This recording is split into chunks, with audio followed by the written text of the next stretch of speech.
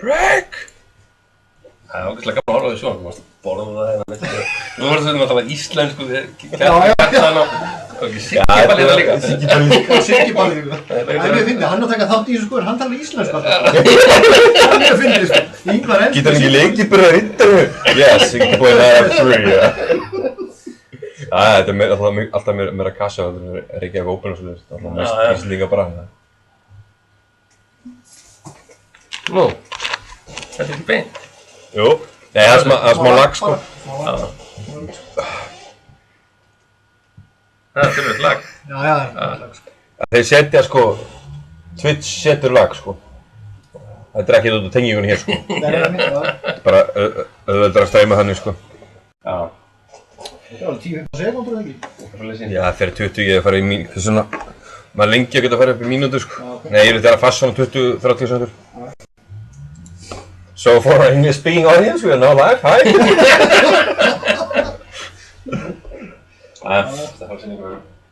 So, Ingvar. How is this basically? So, basically more or less. Looking good for gummi, but you never know. It's tricky. So Gunnar, host live. Bragi... Það svona heimilslegt þáttur. Heimilslegt, mjög heimilslegt. So our first game here. Let's get cracking. It's Bragi Þorfarsson with white. Knight f3.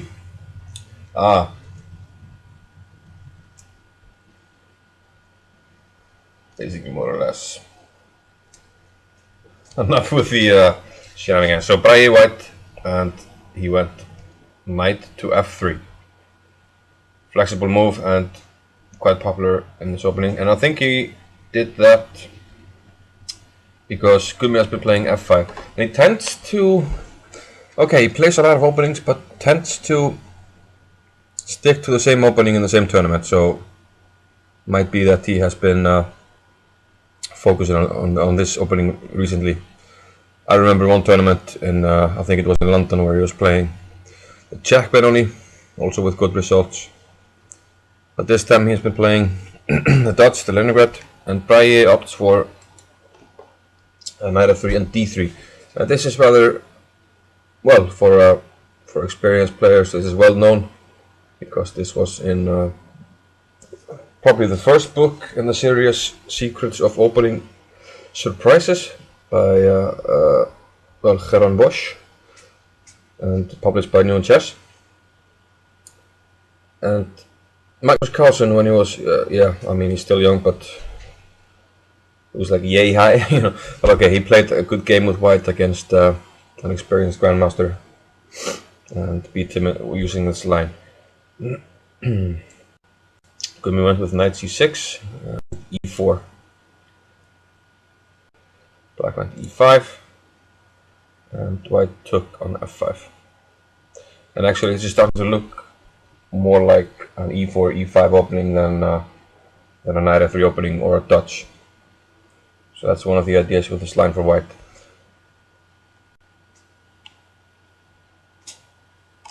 So he takes f5, knight f6, pawn to d4. And this is also a common theme in these knight f3, d3 lines against f5 to play. Even though you lose a tempo, you're trying to change the structure to your advantage. And for instance, e4, then often knight h4 is possible. At least in the other lines, when you want to just hold on to his pawn, you might have ideas like this, maybe.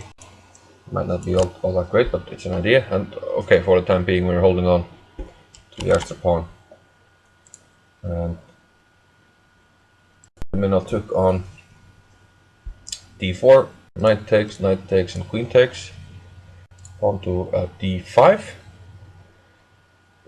And here white did not attempt to hold on to the pawn on f5 with bishop to d3. It seems quite logical actually. But knight c3 also, yeah, it's not.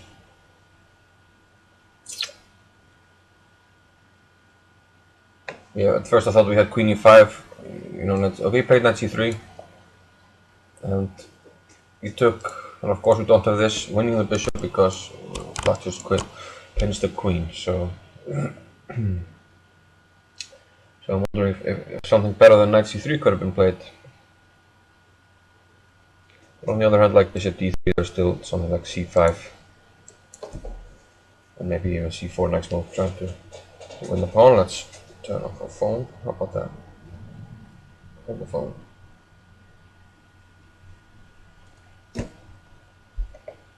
So, bishop takes f5. Bragi played bishop g5. Going for a quick development because now all of a sudden he's going to give a pawn here to black. Bishop takes c2. And king d2. The active king. But the idea is clear. He wants to attack this and open up for the rook to give a check here. And once that happens, black has to probably give up castling rights. Let's say bishop back to, well, this looks safer. Rook e1.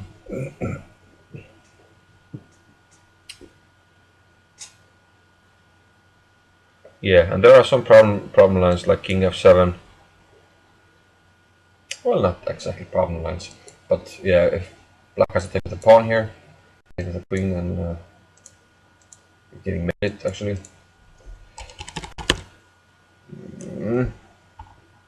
But even so, I mean, I don't think this is anything to worry about for black. You're gonna play bishop h6 check. This isn't anything great. So he played bishop g6, and I'm not at all sure about this concept from Bragi here. It seems that the white king might be might have the worst of it here in this position actually.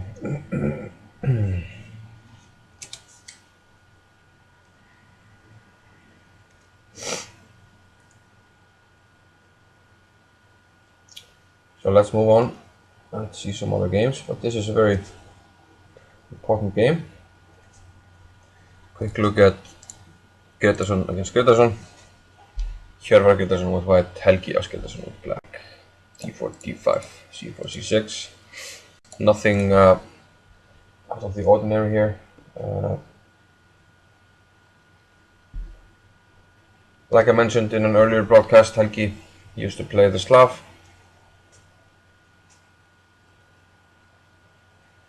And so nothing surprising here. Wow. Actually, we're gonna put this one on the back burner because we're gonna look at Einar Hjalti Jensson against Hannes Stefansson. And remarkable things happening there. d4, knight f6. Hannes with black. Let's change the title.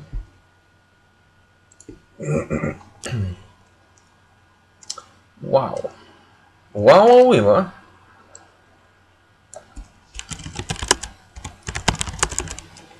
Jensson, Stefansson.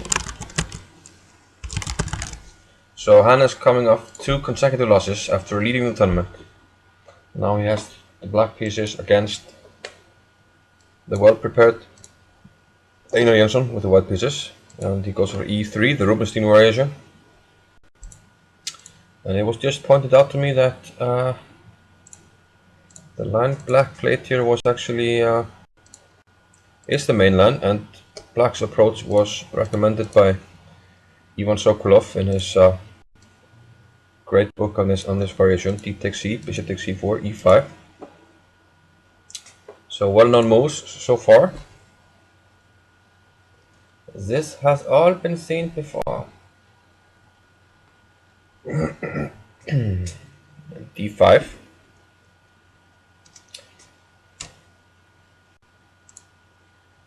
Black played pawn to e4.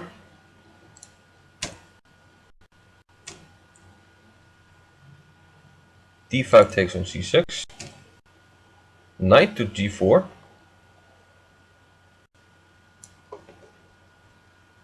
And this is actually scoring, yeah, quite well for black. and known since the game Enevoldsen against Bent Larsen, 1956. So here g3 happened. E takes f3.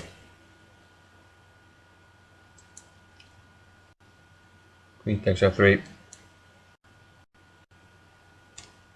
Knight e5. Queen to f4.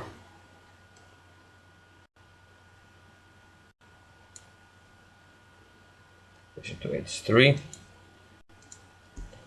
So at the moment white is a pawn up, but black has some really dangerous play for it, now threatening to win the exchange. Einar went rook d1. Rook 8 d8, still following the Larsen game. Still following the Larsen game. Bishop b2. Yeah, this is the first move that leaves that game. Quick look at that game actually.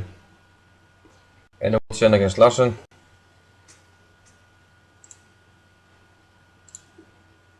Which went, instead of bishop e2, rook takes d8, rook takes d8, bishop back to e2, queen takes c6, threatening mate, f3, knight g6, queen g4, bishop e6, everything equal. But now rook d1 is annoying. It happened. King e2, rook h1, f6, f4, rook d1 check.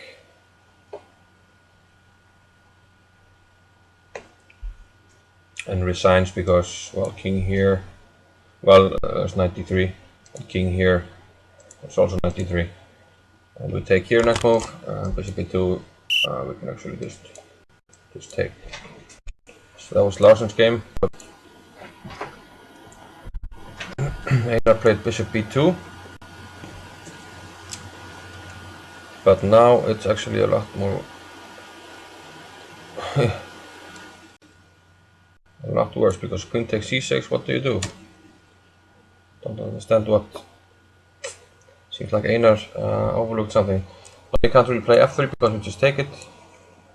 And how to defend this? Bishop f1, there's knight f3.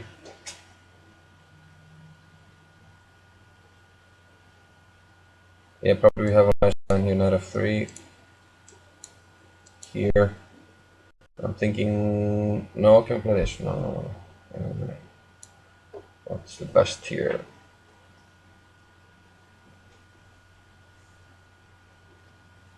This should be game over somehow.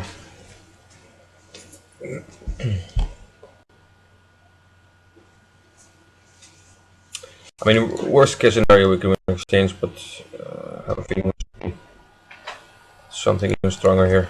Okay, this is at least winning, but seems like there should be something stronger that I'm missing.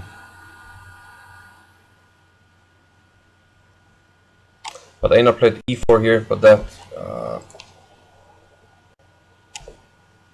no, he didn't play e4.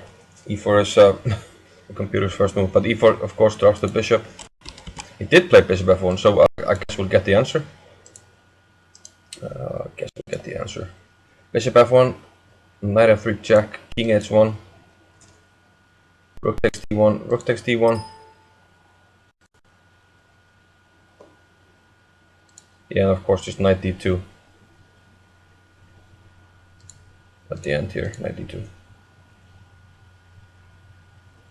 And that's completely lost. We take here and this queen h1 check.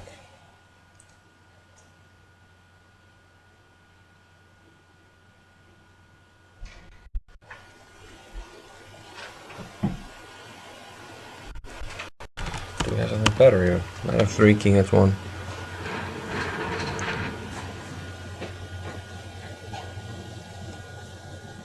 At least that's enough to win, so... Very interesting. Yeah. So already a decisive result, and So resignation here after 92, and Hannes starting his comeback. And now in the last 2 rounds he faces Henrik and Gummi, so more or less has the fate in his own hands.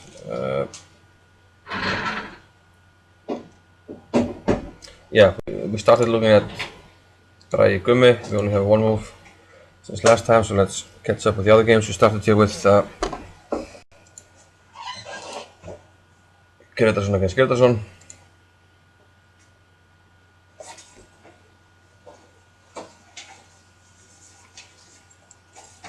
So it's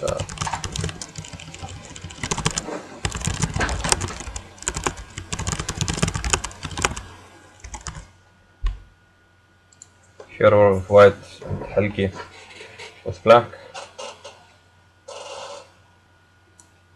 So like I said, nothing too unexpected. E3, bishop f5, knight c3, e6. So here we're probably going for the Avrok line here, but bishop g4, queen b3, queen c7, h3, h5, g4, bishop g6. All seems fairly standard here. We take with the h pawn. We have to play bishop g2 because of this threat. b7, bishop d2, b6. So this forces white to release the tension here. So I took on d5. He takes d5. I did not do that. That's a mouse slip. Queen c2, bishop d6,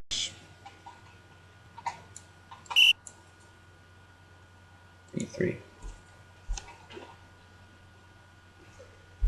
Yeah, this protects c4 square. I'm wondering where white is going to castle. Probably on the king side. We play f4 at some point. Castle should be safe. a4, definitely not castling queen side now.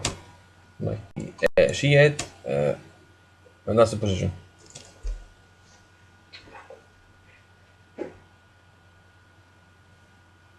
Yeah, black is of course very solid here.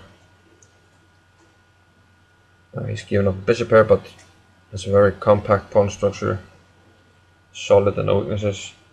White has the bishop pair, and we'll try to open the game up at some point. But nothing happening as of right now.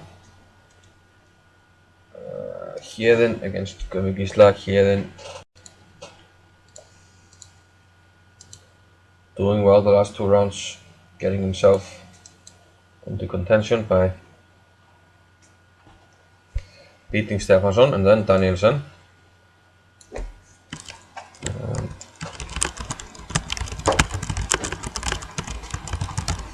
he can keep that form up, then he might actually end up at the top of the table. So Héðinn opened with c4. Usually he's playing d4, but Gummi Gísla has a very fixed opening repertoire, only the King's Indian and the Grunfeld. So maybe he had something specific in mind in terms of move orders, and I think knight c3. He wanted to play here sort of an anti-Grunfeld with queen b3 without playing d4. Something that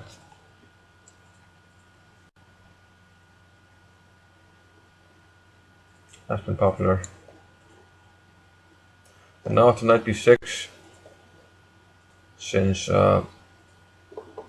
black didn't take on c3, sort of release the tension, we can play d4 and we don't have to get this regular type of Grunfeld business for taking on c3. Bishop f4, castles, rook d1.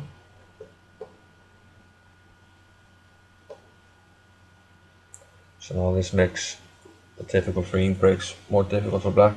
c5 and e5. Gummi played here a5. I found e3, bishop e6, attacking the queen. Now knight a6.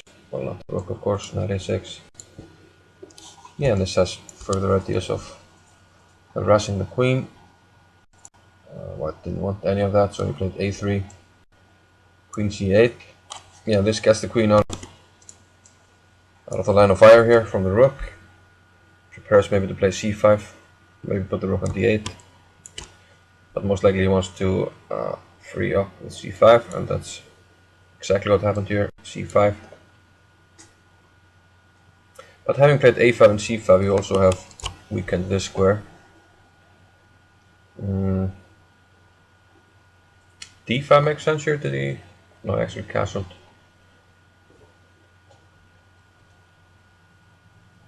Is there anything wrong with d5? You take on c3, we can actually afford to give up a strong bishop, because if we take with the queen trying to keep the pawn structure intact, we get this one right back, and then the weakness left behind shouldn't be that dangerous. So that's why I didn't do that, I think. Instead I castled. C takes d4. Knight takes d4. Staying very solid. Bishop c4. Knight d to b5. Now this little weak square that we talked about, but shouldn't be any major concern for black here. Queen c5, bishop takes c4. So black is thinking here. No, I actually took with the queen on c4. So it's white's turn. They both have about 50, just over 50 minutes. 55 for Héðinn, 50 for Guðmundur. And there shouldn't be anything particularly wrong with black's position here. So we're in for a long struggle here, especially since again Héðinn really has to push for the win to have any chances.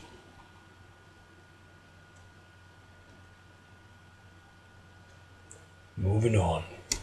Thruster against Henrik. How will Henrik bounce back from a disappointing loss yesterday against Héðinn?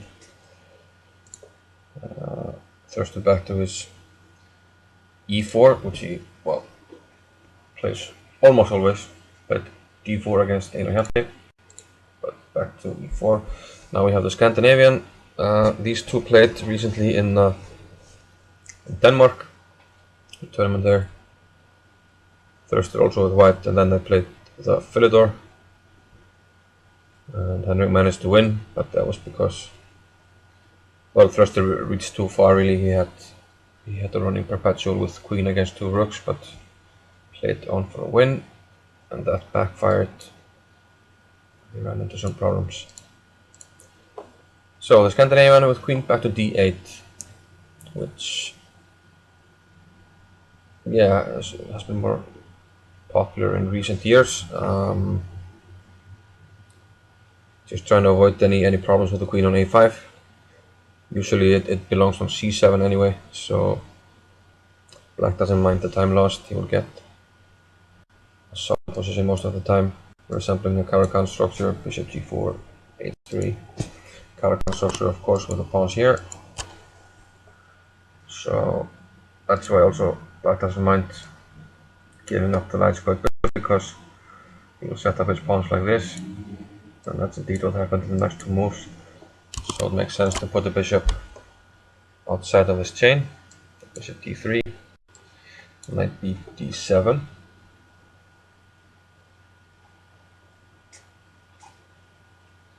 Yeah, and actually this position might be somewhat similar to what I played against Thruster recently, which was the French Fort Knox. But there are some differences, so he can't really set up. He played a really nice game there, positional game. But here there are some differences, so he can't really set it up in the same way. Here we had the repetition of moves. Queen f3, knight h2 f6. Queen g3, knight h5. So looks like Henrik is happy with a draw here. So if white plays queen f3, black can actually second time. If we play queen f3, then we have this position once. twice. Queen f3, black to move. So if white wanted to draw, he could actually demand a draw here, say I'm going to play queen. And the proper procedure when you demand a draw in a tournament game is that you write down your move, you stop a clock, and you summon the arbiter and you tell him, demand a draw, this is the move I will make. I think it's a 3-fold repetition. And then you look at it and yeah, most likely it will work. But if your claim is incorrect, your opponent might get extra time on the clock. But Thruster, he doesn't like draws. 6 rounds, he hasn't made a draw yet, so he went Queen H2. No draw today. No draw for you!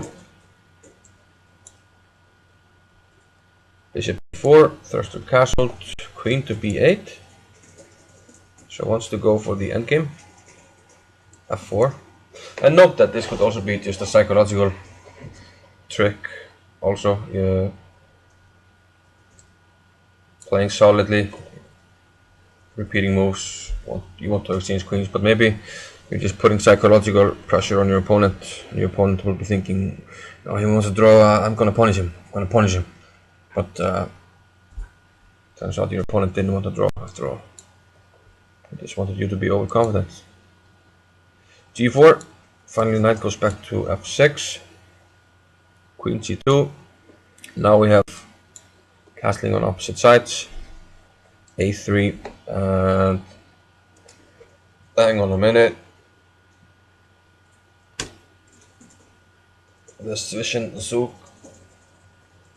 knight to d5.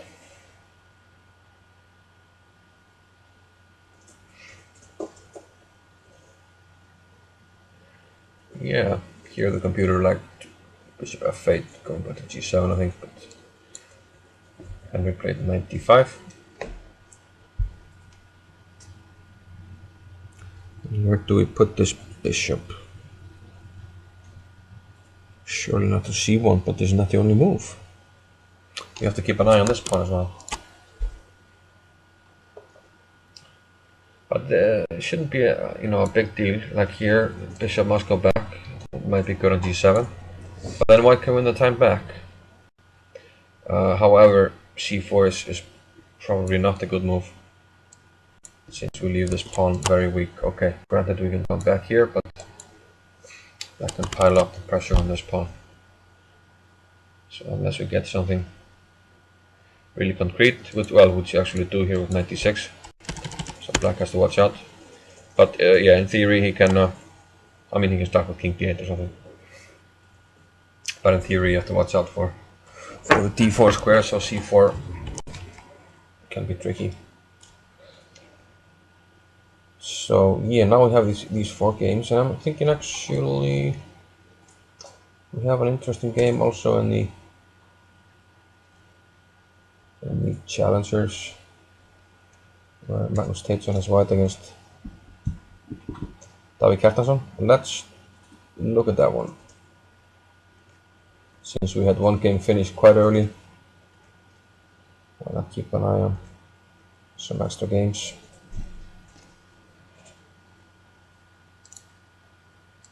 And Magnus has won all his games so far. Here he has the white pieces against Davíð Kjartansson. That's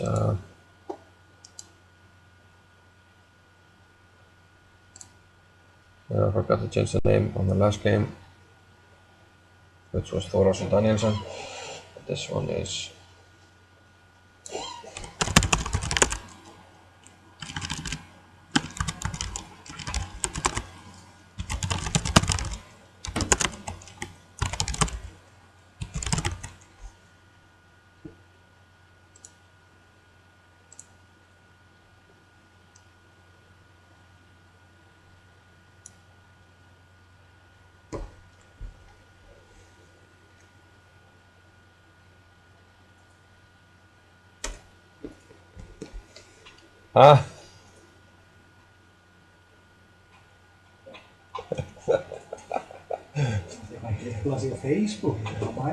Rikki, komdu bara hérna, hættu að geifla ekki start í bæ. Þetta verður svo elvar. Okay. So, yeah, Magnus with white, Davíð with black, and we have d4, d6, c4, g6, King's Indian. Which David has played quite a lot. And yeah, indeed, I played against him in the King's Indian. And he played bishop g4 here. Uncommon move, but most often the idea here is to quickly take on f3 and put your knights on d7 and c6 in conjunction with c5. And you want to control the black squares. Consistent strategy. Bishop e3, knight fb7, knight g1. Yeah, quite common also after the white black takes, which he did. The knight is actually quite good here, supporting the center, and this is better than in some cases allowing black to take on f3 when your bishop is not perhaps greatly posted on f3. So knight g1 takes, knight g takes, e2, c5, castles, knight to c6. Black, white went b3.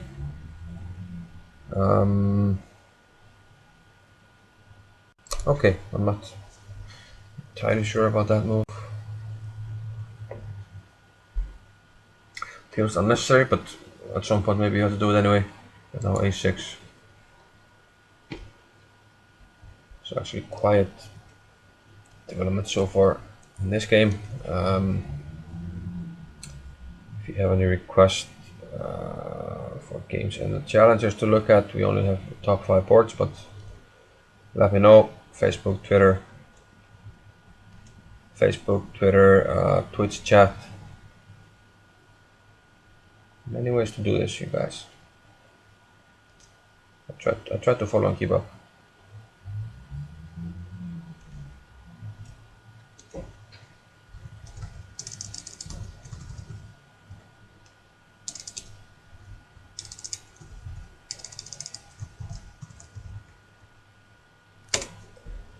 Okay, so let's start another merry-go-round and go back to Bragi against Gummi. And we weren't quite sure about Bragi's concept here, especially since Rook e1, King f7, which he played. Doesn't necessarily look so bad for black, and and we looked at bishop takes f6, even trying to regain the pawn, but that's just fine for black, and we can't even do it. Knight takes d5, there's c6, right? Yeah, and there's a pin, and take with the queen. There's another pin coming up. You can surely see it here. Okay, we might escape like this and then try and be tricky, but who's being tricky really? Black has the 2 bishops, he's gonna have a pass pawn on d-file. As I said, the pawn doesn't matter if it's a good pass pawn. We have quick bishop h6 with d8 supporting the pawn, and this pawn will just push.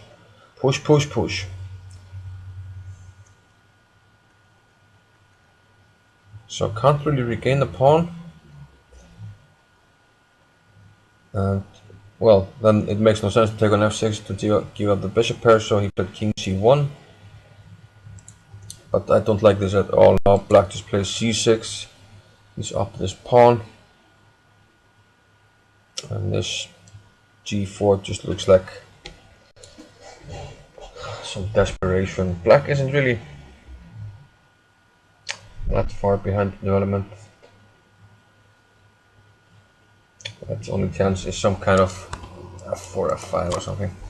I mean, he's down a pawn, and white's king isn't all that safe, so it's clear that white just has to go for it. I mean, there's no other way around it. So sorry about the names. Let's fix it in the station.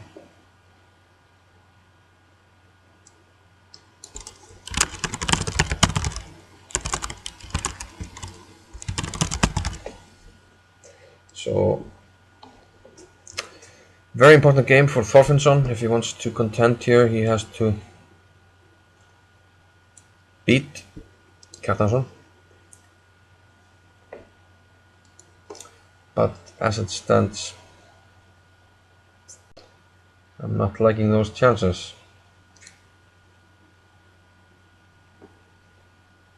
Tried something new and improved. One man in the criminal justice system. The people are represented by two. Separate but equally important. Dum dum.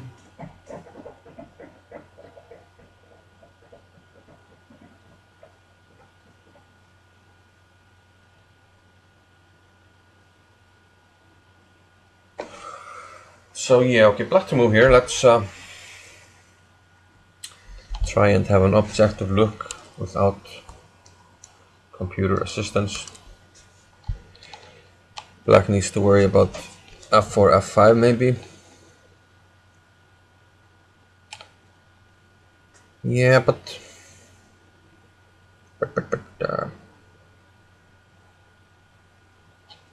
how does white really do anything here? So let's just try some moves. Let's say if bishop e7, then maybe f4 is strong. And here white might have some play. We can play h6.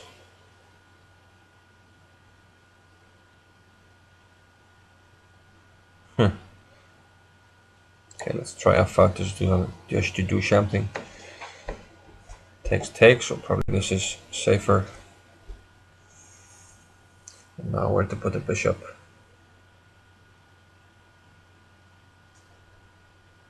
Take on f6 seems out of the question. The black squared bishop would be way too strong.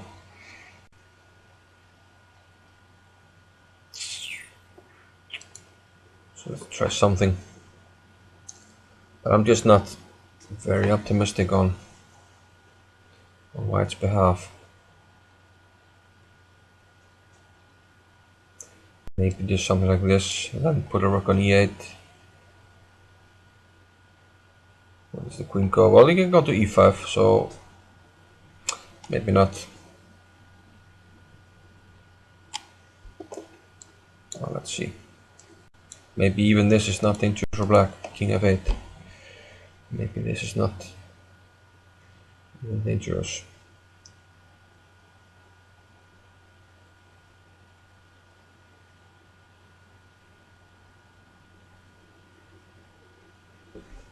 Yeah, it's hard to find anything concretely dangerous here. Yeah. Queen p6 immediately might also be an idea.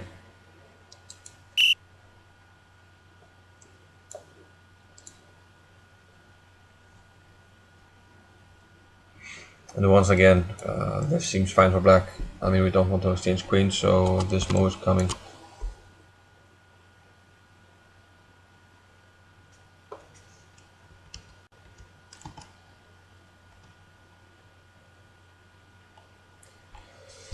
Yeah, any new moves? No.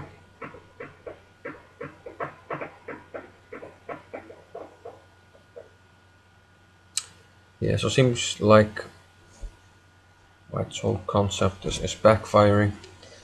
But still, I mean, this is a practical game and white can still throw some pawns at white here on the game. But it's just like, I don't like his activity. I mean, this pawn duo is really solid. Where does this bishop enter the battle?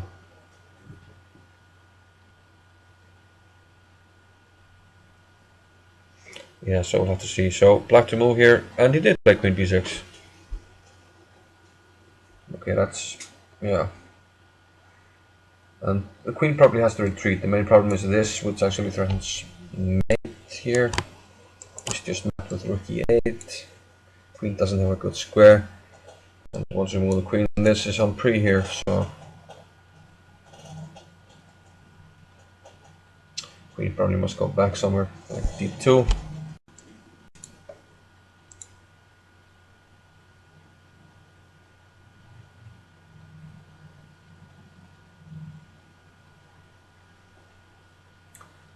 Yeah. Then black might even think about... Well, bishop b4 is probably too early, but still might be an option. So queen b6, white is thinking like could be here objectively, but it's a practical game, anything can happen.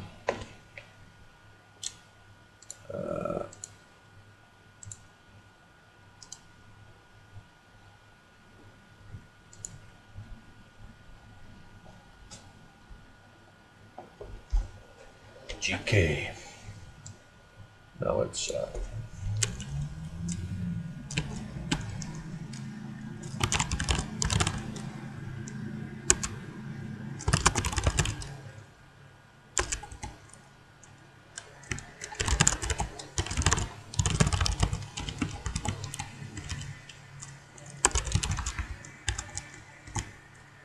that's too long.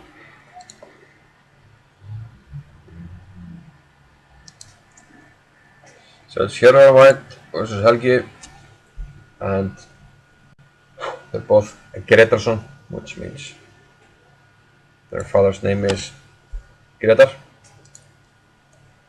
but no relation.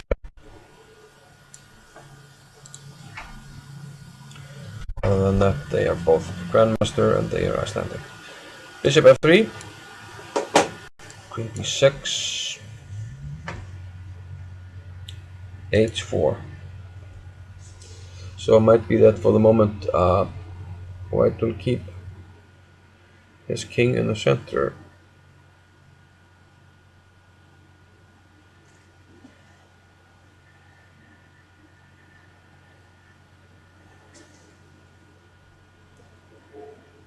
So h4. In some cases, black likes to play g5 here. Yeah, there might be a knight jump or something, but that's all been prevented.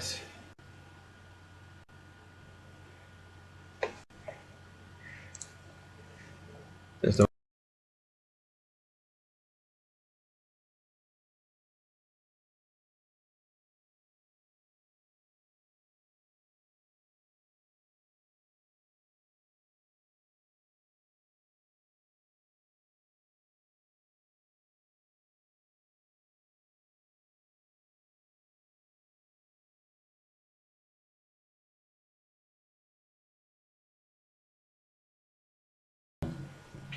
yeah. Yeah, I just heard about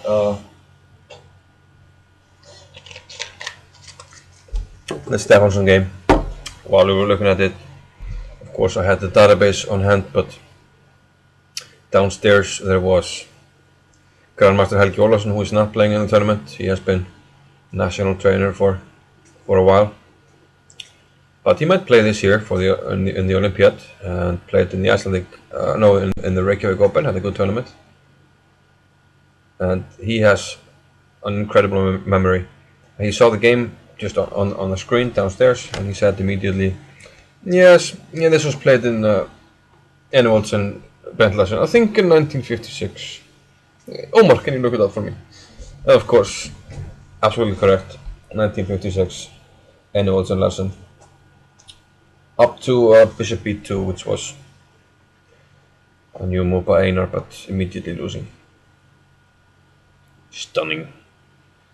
So that's what you need to be a Grandmaster. No, sometimes. It doesn't hurt to have such a memory. So g5, knight d7, and now queen side castles. Interesting.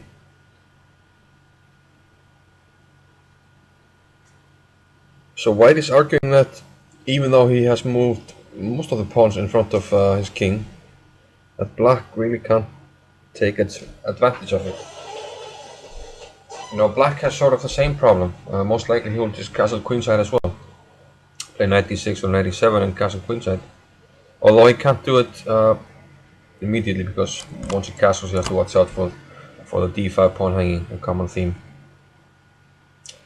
in these structures.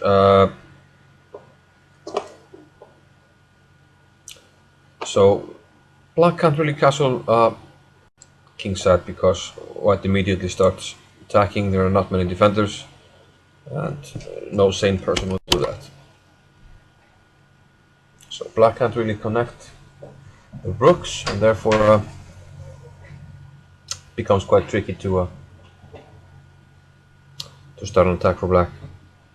Also, any c5 break we can take on d5, and it takes a while to organize a b5 break. Also, white might think about moves like h5. For Gumi. Yeah, it's not looking good. We didn't like the concept there by Brahe. Okay, yeah, rather quiet developments in other games. He's here against Gisla.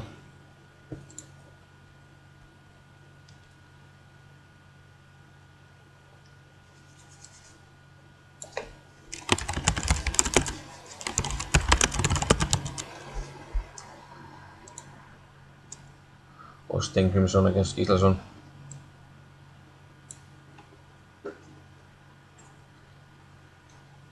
And we even have moves here. We have what?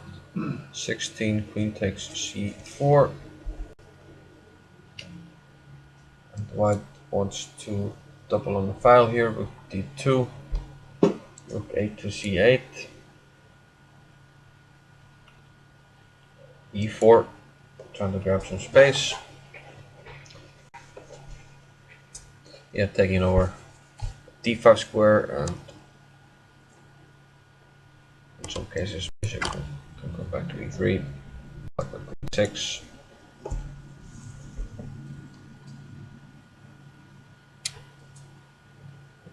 This introduces ideas of knight to c4.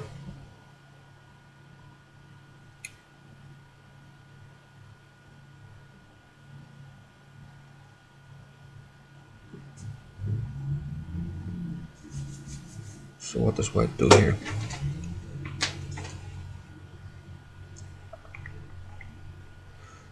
Yeah.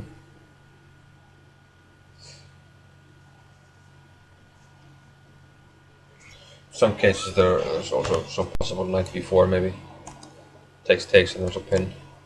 So I have a feeling here on pin move the queen.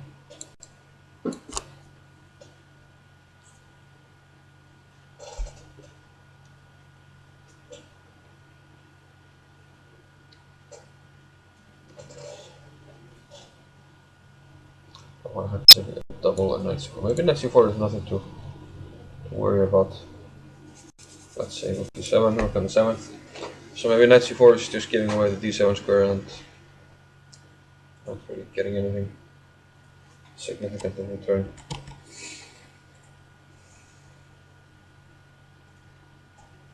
Rook f1 might be a move also, but kind of promised a long battle there.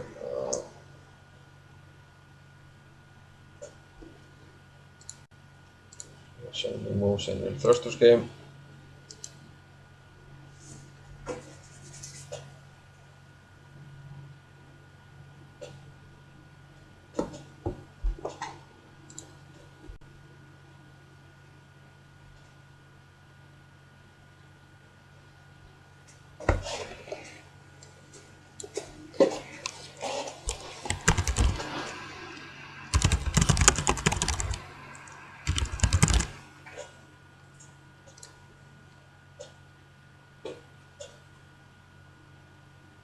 So we had knight d5, last move in Thoros and Danielson. Bishop went back to c1, yeah, looks like more or less the only move. Bishop back to e7.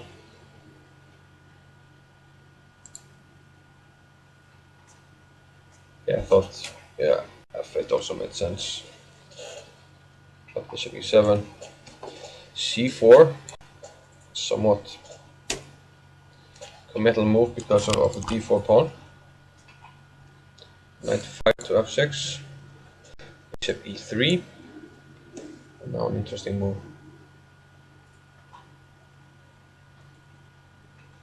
Fancy move, but not necessarily the best one. Knight c5. Of course, we can't take it to the pawn because rook takes d3. Well, we might do that, but it really frees up black's position. And we get rid of the bishop pair. We'll play rook d8. And long term, black would like any king and pawn ending because of his pawn majority on the king side. These 4 against these 3. While white couldn't really make a pass pawn on the queen side. So white thinking here.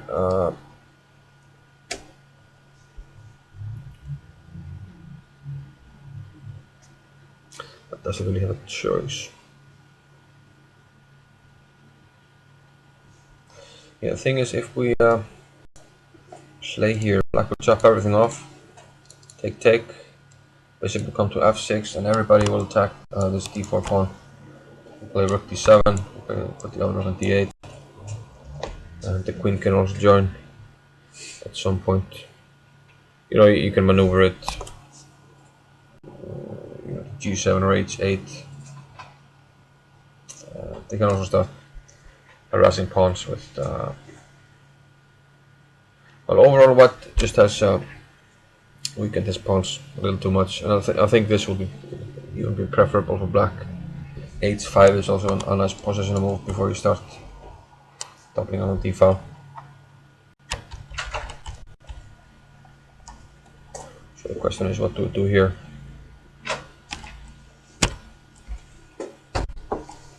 Ja, góðan daginn. Ætlar að koma viðtal?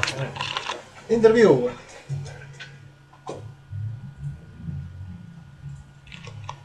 We're joined here by the legendary backgammon and chess player Inge Tandetrudsson. He recently played in a backgammon tournament in Denmark. Beat a very good speed gammon player there. Just kidding. Many of the best in the world. Many of the best in the world. That's true. It's true. Yeah, that's actually true. I'm not kidding. That's impressive. Yeah, it reminds me of a phone call that Thurston once made. I finished a game in the Reykjavik Open. I met him in the hall. Yeah. I had to beat one of the best chess players in the world, you know. And just beat Mamedyarov. Okay. Yes, one of the best in the world, no problem. So, yeah, actually, I like Henrik's position here. If pawn takes e5, he has long-term chances in the endgame.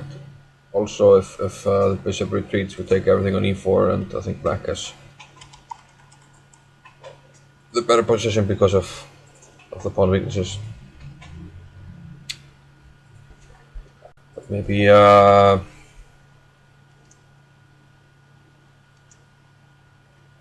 bishop e4. Cheeky. Let's see. We wanted to keep an eye on Teitsson Kjartansson, the most important game in the Challengers. And there we have the move a4. Seems like white was afraid of a b5 push. Rook e8, h3. Yeah, this is starting to resemble a Maroczy bind, but without the knight squared bishops. I'm actually not sure in whose favor that is. Probably white even, because many times the light squared bishop is not a strong piece for white in those structures.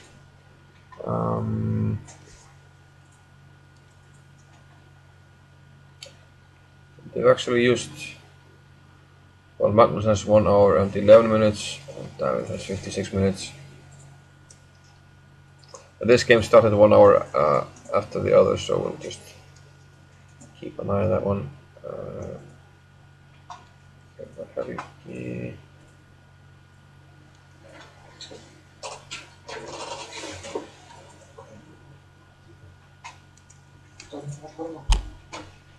So, Bragi.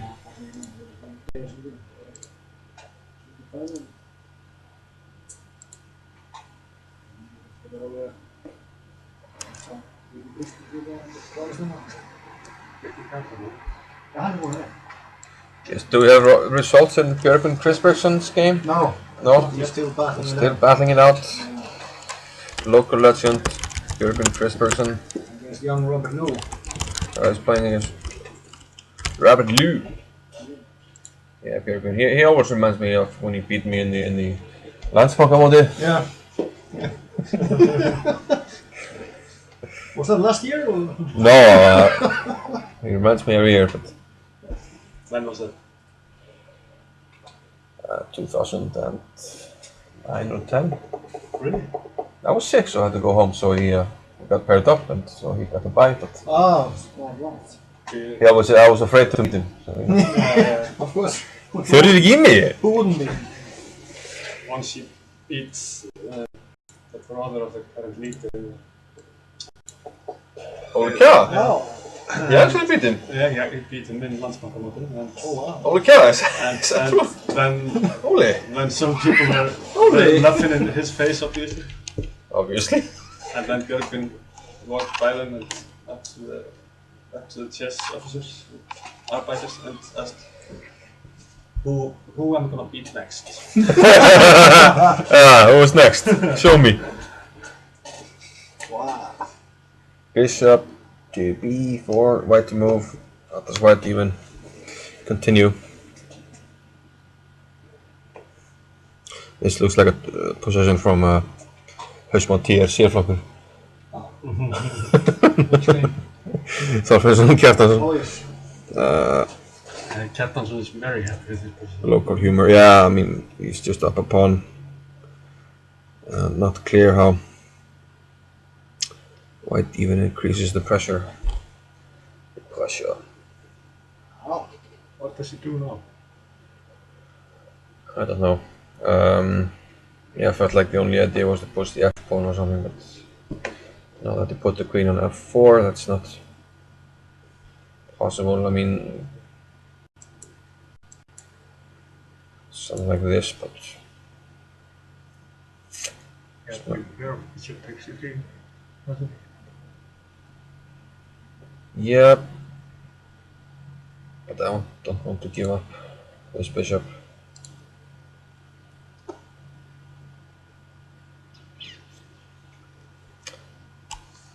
Well, it's this one. Forget about this one. Yeah.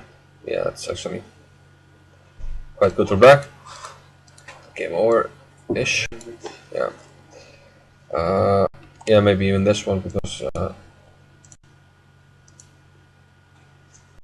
well, we might play some checks, but it's not even made, so we don't have to worry about anything. You also have bishop h5. Yeah, bishop h5 as well. So, still thinking. So bishop takes c3 is actually a threat in the position, followed by queen b1.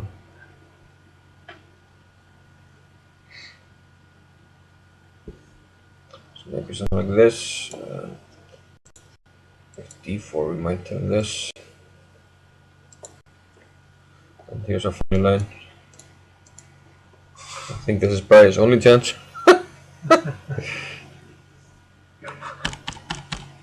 But it's actually forced as a d4. Can't interpose anything, have to go here. You can read bishop f7, but that's made. And then here. It's like a typical blitz or polyglot to play d4. So rook e3. That's interesting. At least, you know, you can take with the rook of c3. But yeah, I mean, I can just play rook e8. Ready to castle by hand.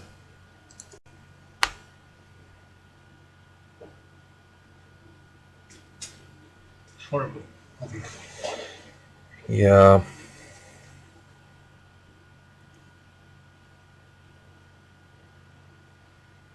What does white even do here?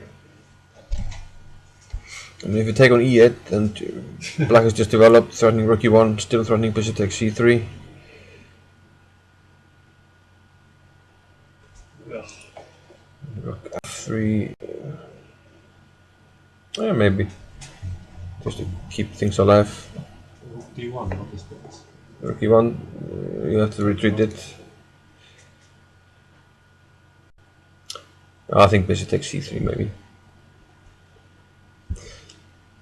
Yeah, but this is nothing for white. He took on f6. What?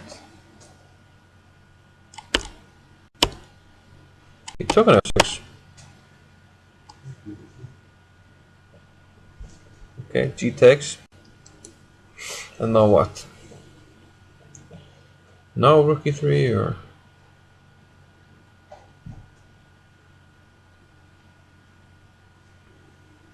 Rook e3 might be the only move. No, then we can't. Then he can play d4. There's no more mate. Because now this doesn't work. Bishop c4, we just play king d7 now. So no mate, it seems. Then we just lose material. Queen f3, yeah.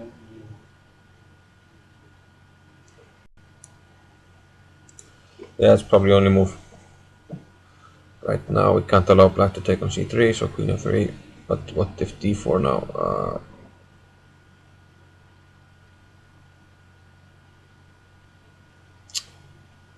Yeah, I don't know. This just looks horrible. g5 maybe? g5. After d4, g5. Close out to black. And then let's go bishop.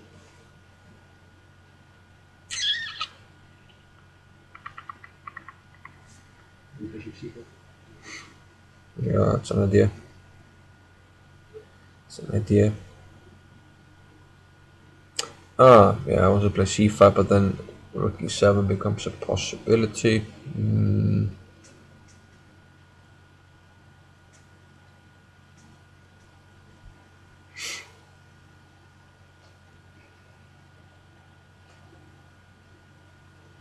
Yeah, maybe it's not like this. Only way to keep going, but he went with rook e3. That sounds horrible. Yeah, well, everything does.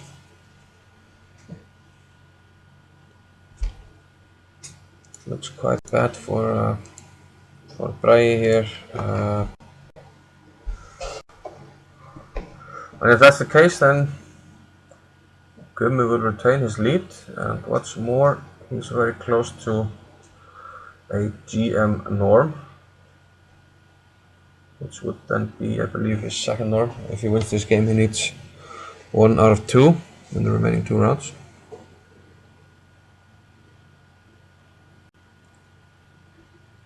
Yeah, but this just looks horrible.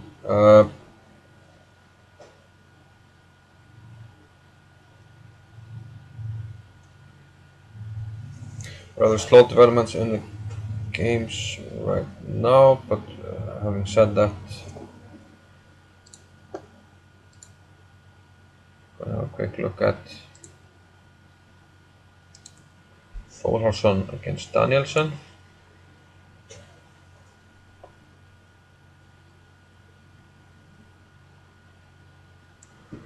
I thought I liked Danielsen's position.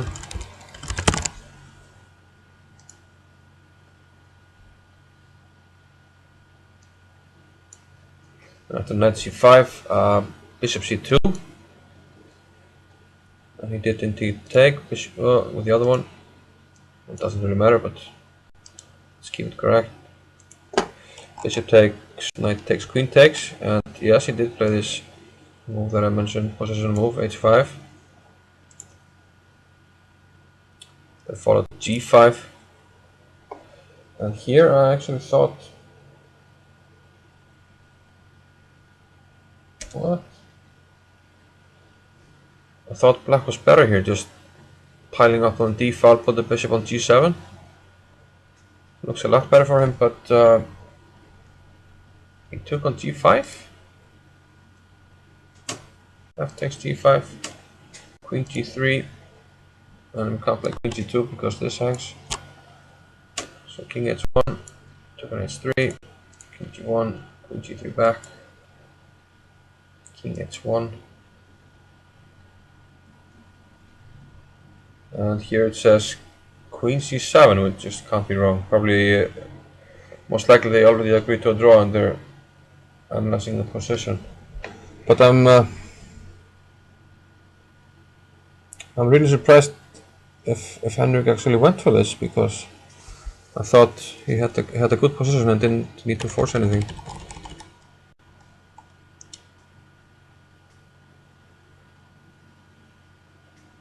I mean, black is virtually weakness free and pile up on the d-file. Queen a5 and the bishop on g7.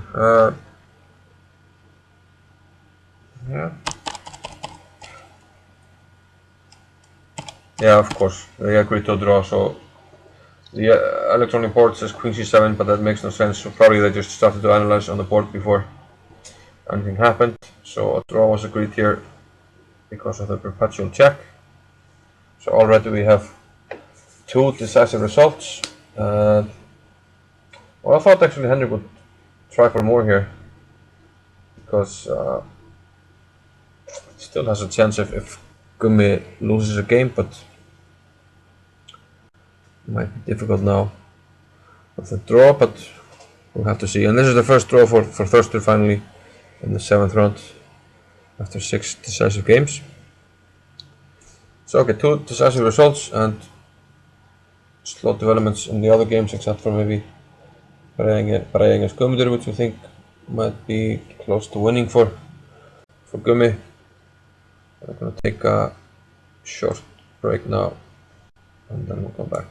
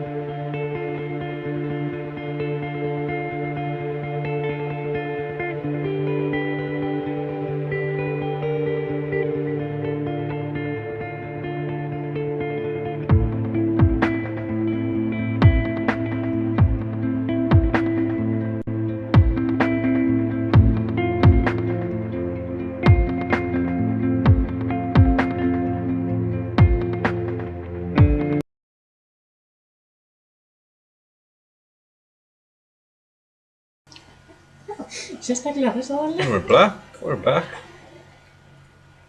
So anything you want to say to? No, thank you, I'm out.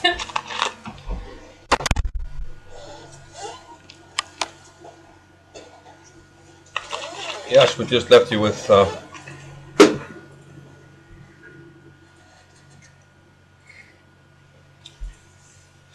Þórðarsson and Danielsson drawing. So only 3 games remaining, and of those, I fancy Þorfinsson's game against Kjartason to be the first one to be over with, and possibly quite soon. For Beanson, Jorgensen.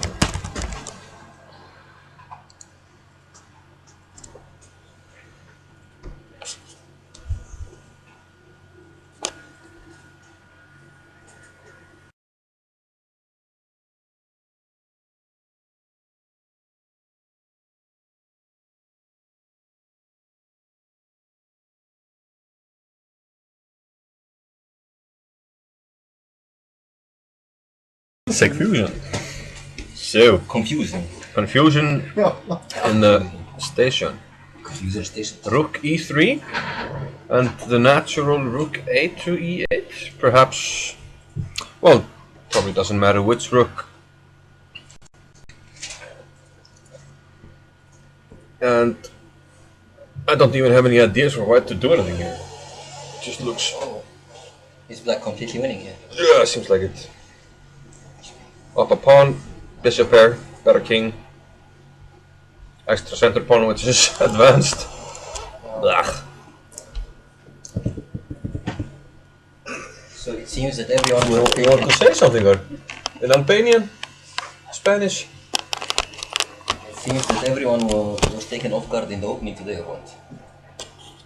Yeah, Einar Hjalti. Einar Hjalti, yeah. Is well prepared, lost. Quick draw, Henrik. Thruster. Yeah, and 34 edition. seems like Gummi is always well prepared. He has. It was Leningrad.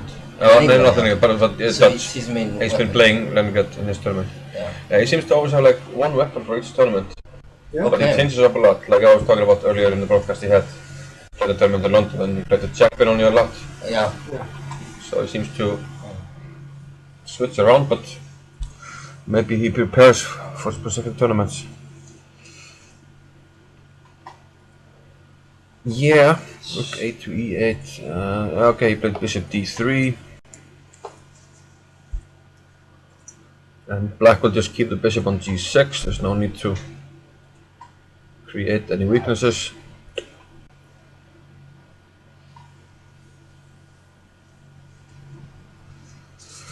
So, yeah. White will try to fight down here, but it's gonna get down a pawn with the worst structure. So I don't like it. I was quite surprised that Henrik didn't play on. Okay, it's possible to play on. Yes. Yeah. Maybe, what's this one? Okay. I'm gonna 8-5 d5. I took d5 and then perpetual here. Okay. But I don't know. Maybe he, Instead of taking on g5. yeah, just double the rooks on d5, bishop d7. Or maybe white just defends easily. Maybe I'm overestimating. I think if he doesn't, yeah, Yeah, just, he will have also white his own easy plan before b5. yeah, exactly. Maybe I'm too. It's not so difficult now. I mean, the king side is almost blocked. Or Yeah. So maybe I was too optimistic on black's behalf here. maybe also he wanted to take like a free day. He doesn't want to. Yesterday it was a tenacious Yeah, game. So. yeah. Yeah, maybe black. If black's king was on h7 or something, and he castled Yeah, then there. things would be. Yeah, then he could like maybe d5 also. And Exactly. That could be. a positional move, But actually, white has quite quite space advantage. yeah. In center and on the queen side, he can easily Yeah, push the maybe pawns, the maybe queen side pawns. just didn't fancy it, so he went for a draw. Yeah. And Thruster has been doing well. I think he won 2 games in a row against 2 strong players. So Yeah. keep these things in mind. I think how the status of the opponent. Yeah, yeah. Status of the so. opponent who's And on a good run, and also maybe Yeah. your psychological situation. I mean, Exactly. tough loss yesterday, so. But still, okay. I mean, if he wanted to win the tournament, I think he had to try Yeah, to to win. play. Yeah, exactly. That's the thing. So bishop d3. Let's catch up with some other guys. Gretarsson. Gretarsson.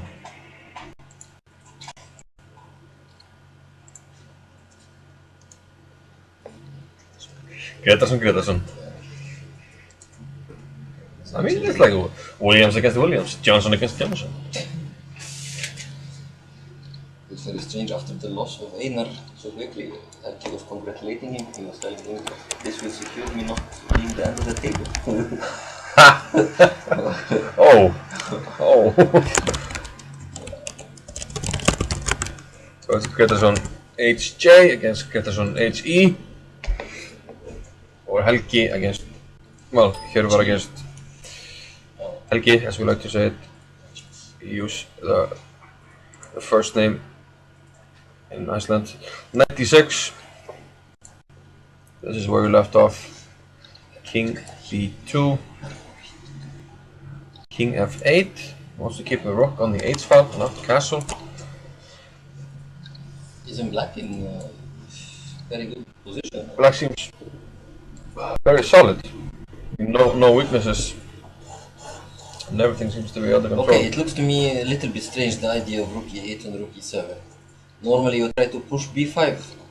You know, maybe moves like queen c7 or something like that, and then you push b5. Yeah.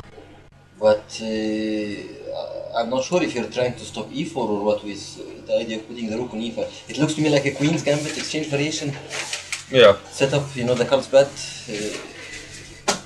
pawn structure with cancelling on opposite wings and going for attack on both kings. White is on the king side and black on the queen side. But okay, maybe it's too slow, the idea, so he decides to play in the center with rook e8, rook e7. New moves, bishop d4 and f5. Hang on a minute. So we, Okay, so he's just gonna take with no? What?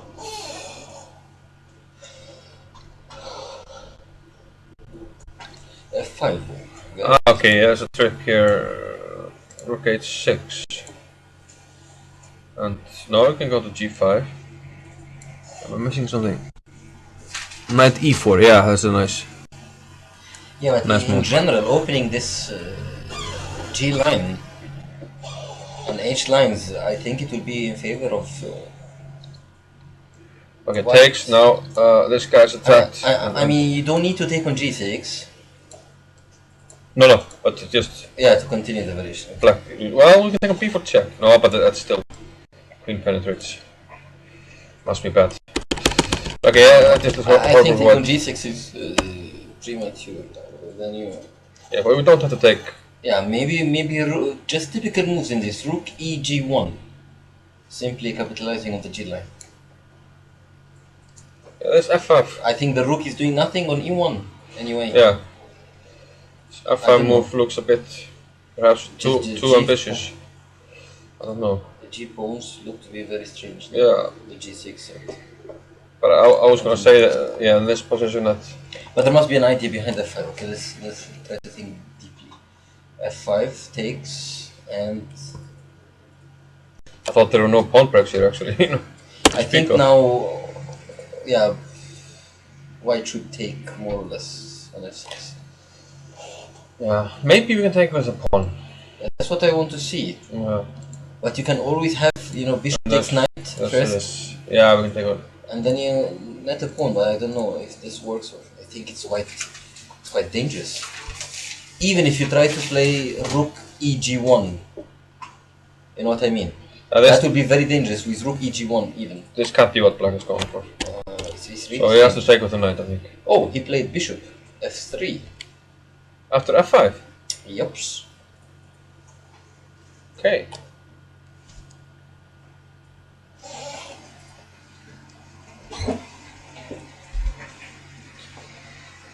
It's Yes. very strange. Yeah, I think this position favors what? Is he afraid from the E line or what? Putting a knight on e4. Okay, now a move like bishop f3 could be also a choice. Yeah. I don't know. Yeah, bishop f3 could be a choice.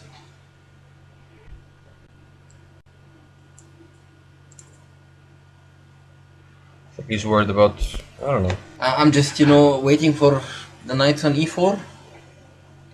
But okay, he will. Yeah, he can take now, exchange once on c3 and put the knight on e4. I think this knight will be, like dominating the bishop on c3 or what. Possibly. This one or the other one. But I just keep, well, keep the bishops. Now you can, play moves like, Oh, I like this or what? Then I can just play f3 at some point and have the bishop there, right? yeah, but I don't know, queen b4 followed by b5 would be also. Yeah. But no, this doesn't work. Bishop a3. Bishop a3, of course, yeah. Okay, so it's a good idea actually. Bishop b2. Yeah. To simply put it on the other diagonal. So maybe a move like king f7 or what? We could have played the other knight also. Yeah, I would like to play actually the other knight. I don't know. I have this feeling. Bishop e2 still. Bishop e2. Okay, you are threatening bishop somewhere, huh? But now you have moves like rook f7, huh? Yes. That's a big difference. Yeah. Now we can't move it. And actually this, we could play knight g5. Yep, brilliant. And it will run into something. So here, yeah, f2 would hang. So yeah, definitely the other knight. So maybe white even has to take on e4 then. Yeah, maybe take once. The other knight comes. And then here, still rook f7. Still rook f7, yeah. Quite annoying. And black is completely dominating the white squares. Yeah. Rook will come on f3 and so on. Rook Yeah, h5 we'd have to play maybe here on f3. Okay, but with which it will one? come rook h5 now. Yeah. Even rook f3, maybe. And plus we're not threatening it yet because of knight g3. Exactly. Rook h5 also and rook f5. Yeah, that's a nice move. And then you come activating the rook there. Yeah. Well, yeah. So yeah, maybe taking is not that promising for white as it seemed. Yeah, so this is... The idea of moving the knight to e4 is simply a good idea. So after f5 he actually went with the bishop back to f3 and that's how things currently stand. I think I will go arbiter or something. Yeah. Once again we have Helgi with less time here. He has 10 minutes against 37 for Hjörvar.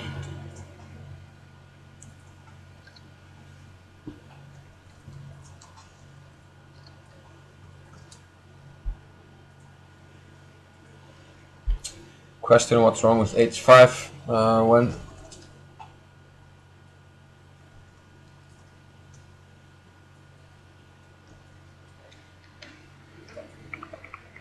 so bishop g4, f5, bishop f3.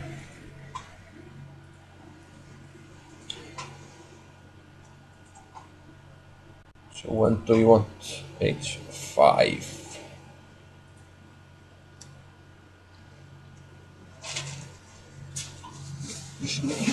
Yeah.